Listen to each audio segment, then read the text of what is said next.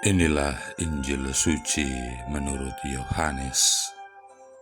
Dalam amanat perpisahannya, Yesus berkata kepada murid-muridnya, "Masih banyak hal yang harus kukatakan kepadamu, tetapi sekarang kamu belum dapat menanggungnya. Tetapi apabila Ia datang, yaitu Roh kebenaran, Ia akan memimpin kamu ke dalam seluruh kebenaran.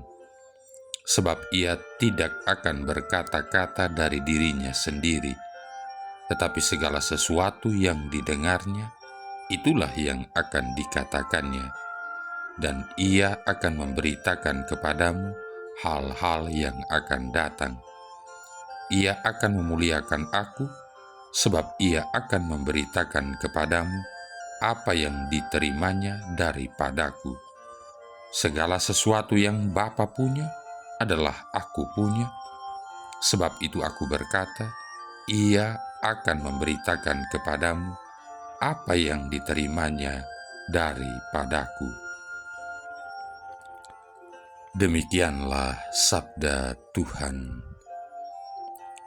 Saudara-saudari yang terkasih, apa yang terjadi jika kita mengalami masa-masa sulit seperti masalah hidup, misalnya musibah, masalah kerja, masalah keluarga, atau karena kekurangan atau kelemahan kita?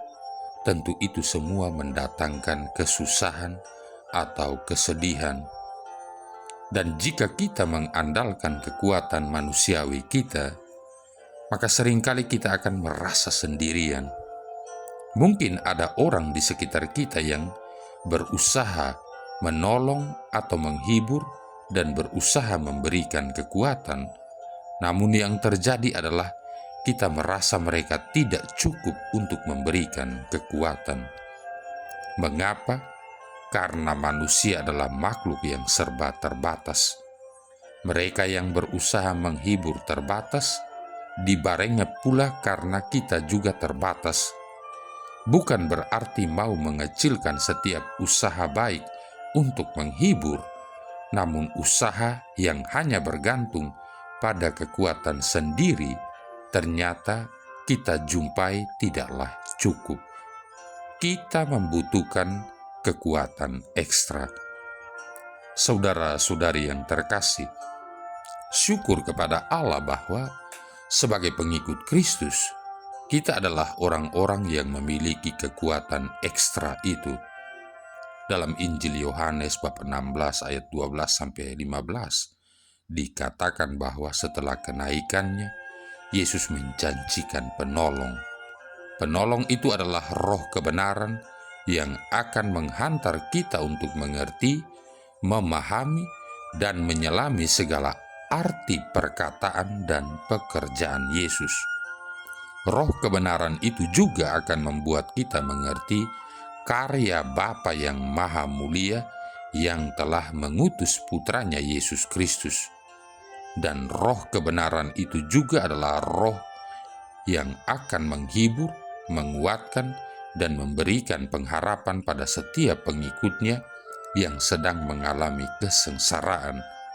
Karena itu dengan bantuan roh kebenaran, seperti kata Paulus dalam suratnya kepada jemaat di Roma bab 5 ayat 1-5, bahkan kita dapat bermegah dalam kesengsaraan yang ternyata membuat kita semakin tekun. Oleh karena itu, segala bentuk kesusahan dan kesengsaraan yang kita terima sebagai pengikut-pengikut Kristus dengan daya Roh Kudus akan membuat kita menjadi semakin kuat. Bahkan, kita akan dibantu oleh Roh Kudus untuk selalu belajar daripadanya dan mengarahkan mata kita untuk terus maju dalam siarah kehidupan ini. Maka sudah selayaknya kita memuji Tuhan selalu, karena dalam jalan hidup kita tidak pernah sendiri. Kita selalu disertai dan dikuatkan serta dibimbing oleh Roh Kudus-Nya, Roh kebenaran, Roh penolong. Terpujilah Dia Sang Hikmat Allah yang membuat hidup kita penuh dengan ungkapan syukur, entah susah maupun senang, entah lemah maupun kuat. Kita bersyukur pada Allah Bapa, Allah yang kita kenal dalam Yesus Kristus, yang bekerja menolong dan menuntun kita oleh Roh Kudus. Saudara-saudari yang terkasih, kalau kita menumpang angkutan umum, tentu kita tidak pernah mempertanyakan kemana sopir angkutan umum yang kita tumpangi itu akan membawa kendaraannya. Tetapi dalam hidup beriman kita justru terjadi sebaliknya. Kita sering mempertanyakan Tuhan, kemana Dia akan membawa hidup kita. Ada seorang ayah mengajak putrinya bernama Asa yang masih berusia 6 tahun mengendarai mobil menuju ke sebuah museum. Sudah lama Asa menginginkannya. Si ayah kebetulan hari itu mengambil cuti dan sengaja mengantar anaknya ke tempat yang sudah lama dimimpikan Asa anaknya tanpa didampingi ibunya. Di perjalanan, tak hentinya Asa bertanya kepada ayahnya, "Ayah tahu tempatnya?" Tanya Asa yang duduk di samping kemudi ayahnya. "Tahu, jangan khawatir," jawab ayahnya sambil tersenyum. "Memangnya ayah tahu jalan-jalannya?" "Tahu, jangan khawatir," jawab ayahnya. "Benar, tidak kesasar ayah." "Benar, jangan khawatir," jawab sang ayah tetap dengan sabar. "Nanti kalau Asa haus bagaimana?" "Tenang, nanti ayah belikan air mineral." "Terus kalau lapar?" "Tenang, ayah akan ajak Asa ke restoran."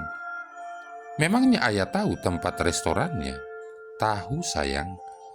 "Memangnya ayah bawa cukup uang?" "Cukup sayang." "Kalau Asa pingin ke kamar kecil, ayah akan antar Asa sampai ke depan pintu toilet wanita." "Memangnya di museum ada toiletnya?" "Ada sayang, jangan khawatir." "Ayah bawa tisu juga?" "Bawa sayang, jangan khawatir," kata ayahnya sambil tersenyum dan membelokkan mobilnya masuk jalan tikus karena macet. "Kok ayah belok ke jalan yang jelek dan sempit begini?" "Tenang sayang, ayah cari jalan yang lebih cepat supaya Asa bisa menikmati suasana museum lebih lama nanti." Tidak berapa lama, Asa kemudian diam, tidak bertanya-tanya lagi. Giliran sang ayah yang bingung. "Kenapa Asa diam sayang?" "Ya, Asa percaya ayah. Ayah pasti tahu ayah akan antar dan bantu Asa nanti." Saudara-saudari yang terkasih, kita ini seperti Asa si anak kecil dalam kisah tadi. Kita bertanya banyak hal mengenai apa yang kita hadapi dan terjadi dalam hidup kita. Kita terlalu banyak khawatir dengan apa yang akan kita hadapi. Padahal sesungguhnya Tuhan sedang mengemudi buat kita semua. Kadang Ia membawa kita ke gang sempit yang barangkali tidak enak, tetapi itu semua untuk menghindari kemacetan di jalan yang lain. Kadang Ia memperlambat kendaraannya, kadang mempercepat. Semuanya itu ada maksudnya. Ada baiknya kalau kita menyerahkan hal-hal yang di luar jangkauan kita kepadanya. Biarkan Dia berkarya atas hidup kita. Biarkan Dia mengemudikan hidup kita. Sebaliknya, fokuskan hidup kita kepada hal-hal yang kita bisa kerjakan di depan mata dengan berkat kemampuan yang kita sudah miliki. Marilah berdoa.